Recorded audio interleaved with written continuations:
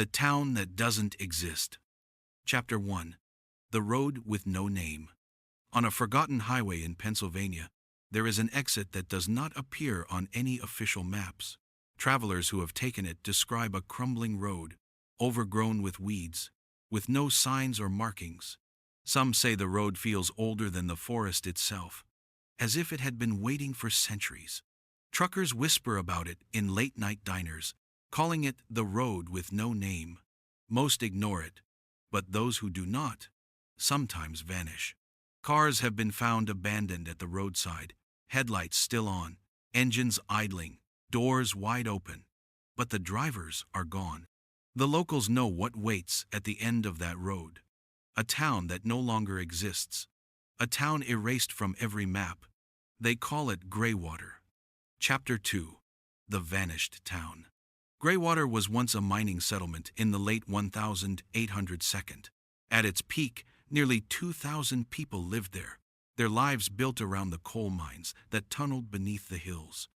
But disaster came suddenly. One night, an explosion tore through the main shaft, collapsing tunnels and igniting underground fires that still burn to this day. Hundreds died instantly. The survivors fled. Within weeks, Greywater was abandoned. Yet, something strange happened afterward. The official records of Greywater disappeared. State archives list the mine, but not the town. Old maps show empty forest where streets once stood. It is as if the place was erased, not just abandoned, but deliberately forgotten. And still, people claim the town is there. Travelers who stumble into it describe houses standing as though untouched by time, windows glowing with faint candlelight.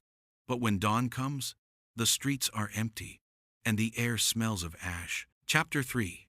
The Lost Hikers. In 1978, a group of 3 hikers vanished after setting out to explore the Greywater woods. Weeks later, only one of them was found, wandering aimlessly on a rural road. His skin was pale, his eyes hollow. He spoke only once to the sheriff before collapsing. "They don't know they're dead. They don't know." No trace of the other 2 was ever discovered. The survivor's journals, recovered from his backpack, spoke of entering a town where the air felt heavy and strange. He described villagers walking the streets, speaking in whispers, carrying lanterns, though it was broad daylight. When he tried to speak with them, they ignored him, as if he wasn't there. On the final page, the writing trails off into frantic scrawls. "I think I'm becoming one of them." Chapter 5. The Researcher. In 2008, a folklore researcher named Emily Harper began documenting Greywater. She interviewed dozens of witnesses, from hunters to truckers to former miners' descendants. Every story pointed to the same conclusion. The town exists, but only to those it chooses. Emily decided to enter the forest herself. She kept an audio recorder running at all times. On the first tape, her voice is calm, describing the road and the silence of the woods. On the second, she whispers that she sees buildings ahead, though she knows there should be none. By the third tape, her tone changes. "I spoke to them. They don't answer. They just stare. It's like they're waiting for me to join them." The final tape is nothing but static, punctuated by a faint knocking sound, like someone tapping on glass. Emily Harper was never found. Chapter 6. The Theory.